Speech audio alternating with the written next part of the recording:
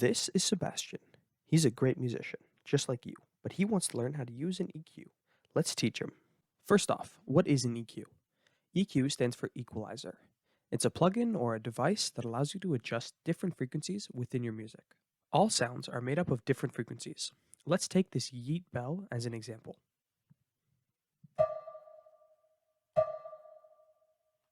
The graph here on the screen is the visualization of the different frequencies that make up that bell sound. The lines on the right side are the higher pitches, and the lines on the left side are the lower ones. This bell right here has some higher frequencies, while this bell has lower frequencies. If there are no lines on the visualizer, then there are no pitches, which you can probably relate to. No maidens? What an EQ allows you to do is not only visualize the sound, but also allows you to change the volume of different sections. Let's take this sample here as an example.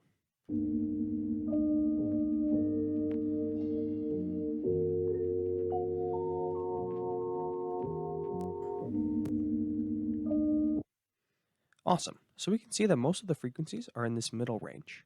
If we were to adjust these positions of these knobs and the heights of them, we would change the frequencies and the volume of the frequencies at different points. If we want to increase the volume of the middle frequencies, we can adjust the position of these different nodes here. So we'll pull this one that's called number 4 up, and now we should hear an increased volume in these frequencies around here. So let's try that now.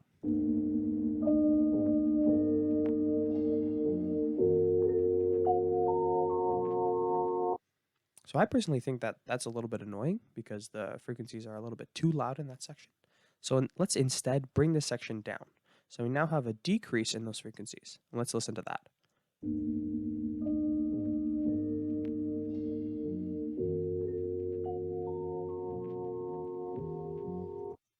So as you can hear, there's actually kind of a muffled sound that's coming from our sample now because we've decreased the volume of those frequencies in the middle.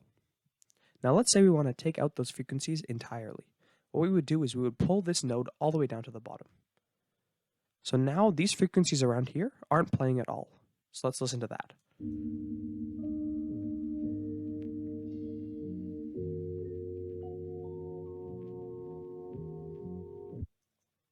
Awesome. So now we have that whole kind of section taken out or decreased in volume by a lot. So let's reset this.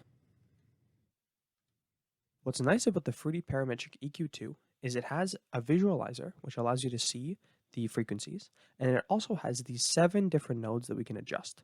So we're going to really look at how we can use those nodes. This is the basic setup with 7 different nodes on the screen. Each of these nodes has 3 different things we can change. Quick editor's note here, this is a little bit of a lie. There are actually different types of nodes, so stay around to learn about those. Now, let's look at this node number 4 as an example. The first thing we can do is we can adjust the height of this node. The up or down position of this node determines how loud or soft those frequencies are going to be. So if we increase the height, we're going to increase the volume of these frequencies within this range. If we decrease the height, we have now decreased the volume of the frequencies within this range. If you leave it at the middle, you are not changing the volume at all of those frequencies. Let's call this the multiplier because it's going to be multiplying the volume of our sound. The second thing we can change is how many frequencies are going to be impacted by this node, or what we can call the width. The width will determine how many frequencies around the node will be impacted. A larger width means more frequencies are impacted. So let's show an example. The width is also sometimes called the bandwidth. What we can do is we can change this by scrolling up or down. Scrolling up decreases the width of this node. Scrolling down increases its width. So let's say we scroll down all the way. Now we've made a node that impacts a lot of the frequencies on here. By decreasing the width of this node, we've created a node that only impacts very few frequencies. If there's a frequency that you really want to take out of a sound, you can decrease the bandwidth to 0 and then pull this node straight down. So this way you get rid of a certain frequency. This is often called a notch filter. The last thing we can change is the frequency that the node is located on. We'll call this the center frequency. The center frequency determines where on the left or right scale the node is on our visualizer. So if we're pulling this node to the right, we're increasing the frequency that this node is centered at. So as you can see here, it's kind of faint, but it says that it's located at 4,300 hertz.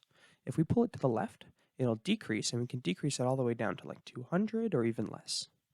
The combination of these three parameters, the multiplier, the width, and the center frequency, are all going to impact how your sound is going to be changed. So let's look at a few examples. The first example is going to be, let's say we want a node that increases a small amount of the middle frequencies. Here's what we're going to do. Let's take this number 4 and we'll put it up a little bit here. We're now going to increase the width just a little bit so that we can get these frequencies around here impacted. Next, we're going to pull it up to determine how much we want of an increase. So let's pull it to around here, and I think that's good. So now let's try playing it.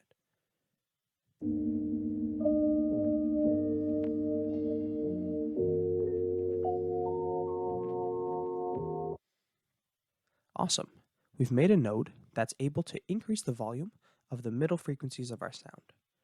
Now let's try another one. Let's say we want to remove one low frequency because it's bothering us. So we're going to take this node as an example. We're going to decrease the width all the way to 0. Now we're going to bring this over here to our low frequencies. Then we're going to pull it down all the way so that it's on the bottom of our graph. This means if it's on the bottom, it means we're decreasing the volume of that frequency.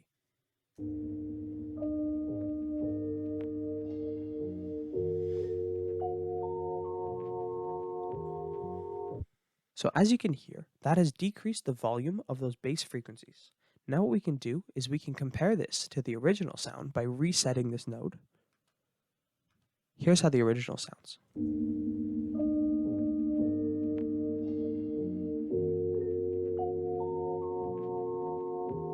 So I told you I lied before, and I'm going to explain that right now. The node on the far right and the node on the far left are actually different from the middle nodes. These two nodes allow you to impact the whole sections left or right of their respective nodes. As an example, if we pull down this left node here that says number 1, we actually decrease the volume of all of the frequencies to the left of this node. Now if we move this left node to the right, so increase its frequency, we actually still continue to impact all of those nodes to the left. The opposite is true for our rightmost node. So I'm going to reset this node number 1. And now let's check out this far right node. If we decrease this far right node, all the frequencies higher than it are going to be decreased. We can pull this node left now and see that it's still impacting all the frequencies to the right of it. Awesome. So now that we have a bunch of the knowledge of how these different parts of our EQ works, let's try it on an actual sample from an actual song.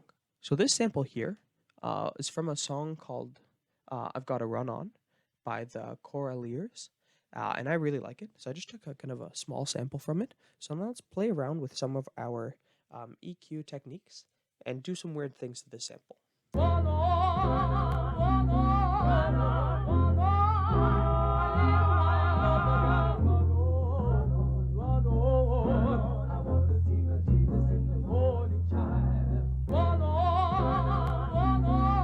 Once you've analyzed these graphs for a while, you might be able to tell where the frequencies are that people are singing or that different instruments kind of show up in.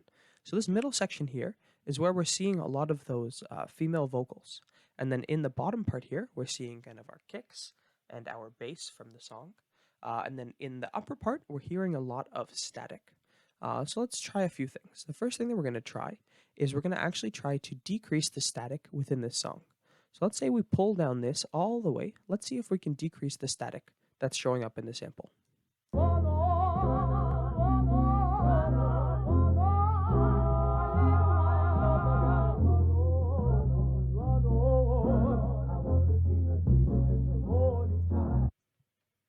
So now let's reset it and compare.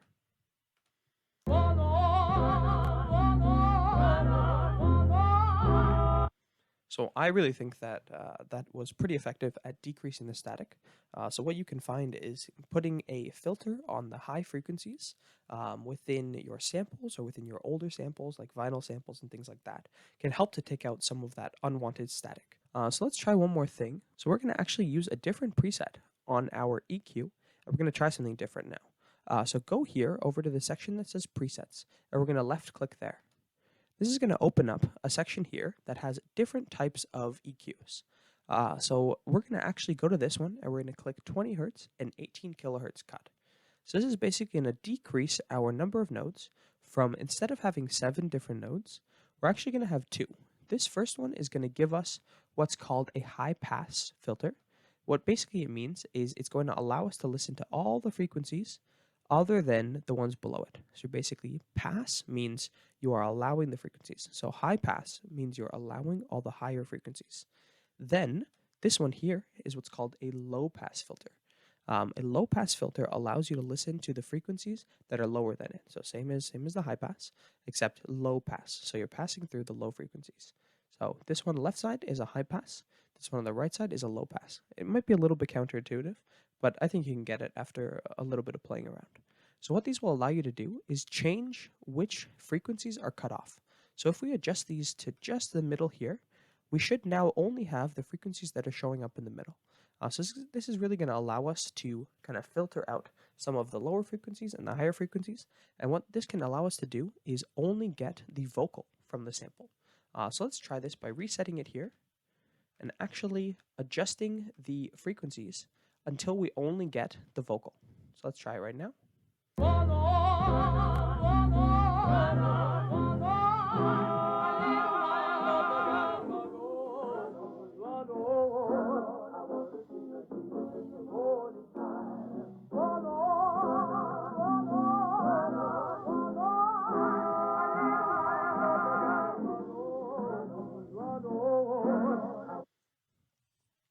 Perfect. So as you can hear, we now really only have the vocal from that part of the sample. And this doesn't work with everything because you might find that there are samples with a bunch of instruments, and there are lots of instruments that kind of overlap with the main vocal ranges. But now you have a lot of different cool techniques and strategies for using your EQ and for being able to do really cool stuff with your samples. So I hope this helps. Let me know if you have any other questions or videos you want me to make topics on, and I hope you have a great day.